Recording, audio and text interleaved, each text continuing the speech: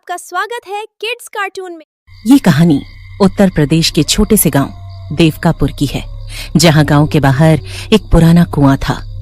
घने पीपल और बरगद के पेड़ों के बीच बना हुआ वो कुआं सालों से वीरान पड़ा था, लेकिन रात होते ही उस जगह का नाम लेना तक बंद कर देते थे।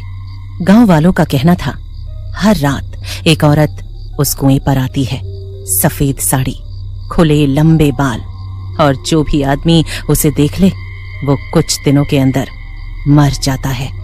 लोग उसे कुएं वाली चुड़ैल कहते थे। अक्सर रात होने पर उस कुएं से किसी के रोने की आवाजें आया करती थी। सब कुछ सही चल रहा था। फिर एक दिन राघव नाम का आदमी उस गांव में आता है। राघव पेशे से एक पत्रकार था। उसका मानना था कि हर भूतिया कहानी के पीछे कोई न कोई सच्चाई जरूर छिपी होती है। रात के करीब 9 बज रहे थे। पूरे गांव में सन्नाटा छाया हुआ था। चारों तरफ अंधेरा फैला हुआ था। गांव के बीच में उसे एक छोटी सी चाय की दुकान दिखाई दी और दुकान की ओर चला जाता है। काका, एक चाय मिल जाएगी? मिल जाएगी साहब, लेकिन इतनी रात में इस गांव में कम ही लोग आते हैं। आप किसी काम से आए हो क्या? हाँ, मैं पत्रकार हूँ। सुना है यहाँ एक पुराने कुएं की कहानी बहुत मशहूर है, उसी के बारे में जानने आया हूँ। साहब, रात में उस कुएं का नाम मत लिया करो। गांव वाले भी अंधेरा होने के बाद उसके बारे में बात नहीं करते। लेकिन क्यों? क्या आपने खुद कुछ देखा है वहाँ? देखा नहीं होता तो शायद मैं भी आपकी तरह हंस रहा होता, लेकिन मैंने अपनी आंखों से वो चीज देखी है जिसे देखकर आदमी का खून जम जाए। क्या देखा आपने? 3 साल पहले मेरा छोटा भाई मोहन रात में उस कुएं के पास गया था।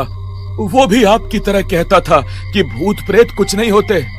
उस रात वो शराब पीकर अपने दोस्तों के साथ वहां गया था।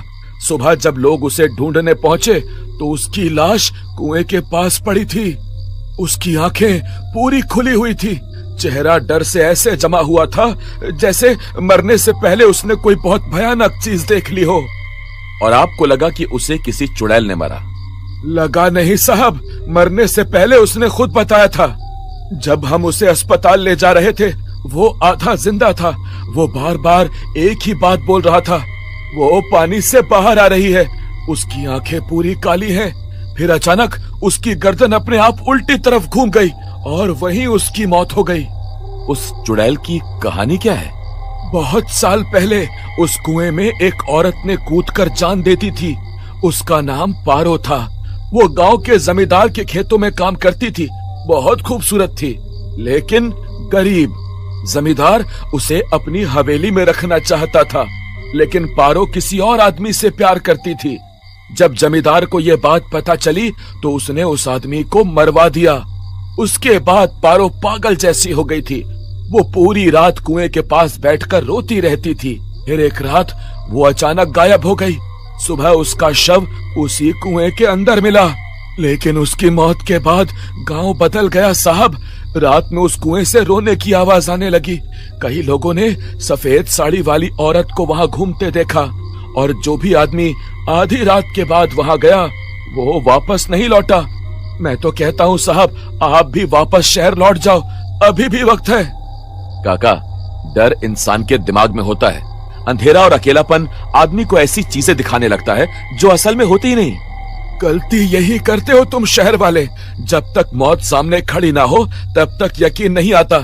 अगर इतना ही भरोसा है अपने दिमाग पर तो आज रात 12 बजे उस कुएं पर चले जाना, लेकिन याद रखना, अगर उसने तुम्हें देख लिया तो तुम सुबह तक जिंदा नहीं बचोगे।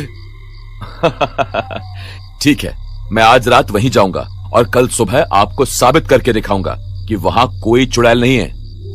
काश तुम सही होते साहब। हरिराम कुछ सेकंड चुप रहा। फिर उसने धीमी आवाज में कहना शुरू किया। रात के करीब 11:30 बजे राघव कैमरा लेकर गांव से बाहर निकल पड़ा। कुछ देर बाद उसे वो कुआं दिखाई दिया, पुराना पत्थरों का बना कुआं। तभी अचानक घुंघरुओं की आवाज सुनाई दी। फिर राघव ध्यान से उस आवाज को सुनने लगा। आवाज धीरे धीरे पास आ रही थी। राघव खुद को संभालने की कोशिश करने लगा। तभी उसे पीछे से आवाज आई, तुम मुझे देखने आए हो?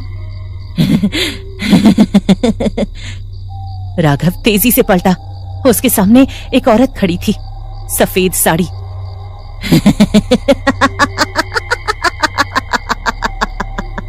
उसकी हंसी सुनकर राघव के शरीर में सिहरन दौड़ गई।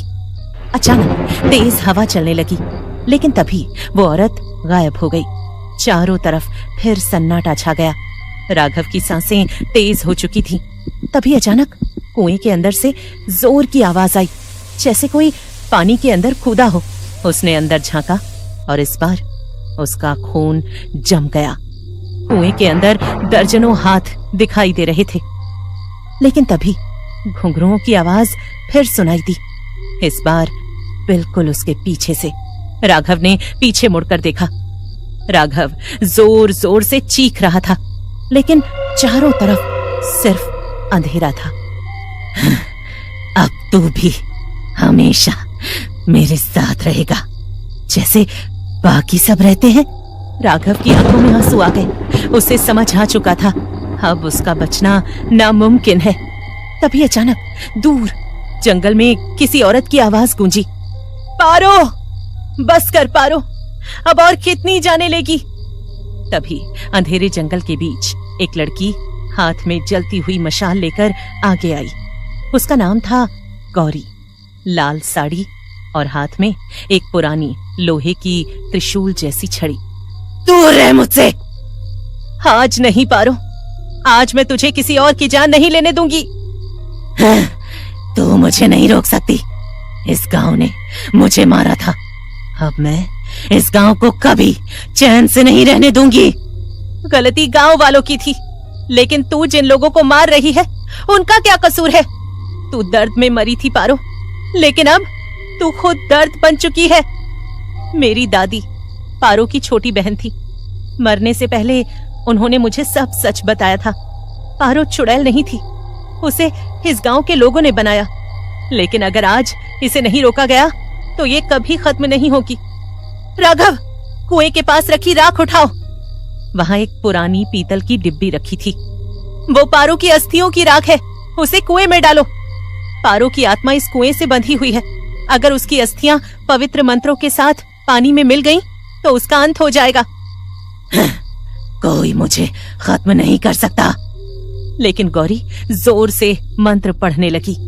ओम कालिका देवाय नमः, ओम कालिका देवाय नमः।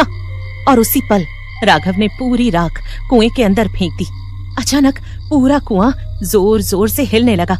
पानी के अंदर से भयानक चीखें आने लगी। नहीं, मैं वापस अंधेरे में नहीं जाना चाहती। तुझे अब शांति मिल जाएगी पारो। अगले ही पल उसका शरीर राख में बदलने लगा। धीरे धीरे उसका पूरा शरीर हवा में उड़ गया।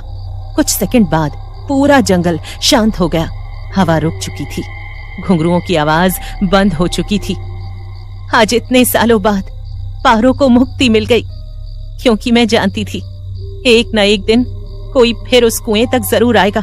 और अगर आज मैं नहीं आती तो तुम भी उन आत्माओं में शामिल हो जाते। अब वहां न डर था, न किसी के रोने की आवाज, बस शांत हवा चल रही थी। उस रात के बाद कभी किसी ने उस कुएं पर चुड़ैल को नहीं देखा, लेकिन आज भी कभी कभी देर रात हवा में बहुत हल्की घुंघरुओं की आवाज सुनाई देती है।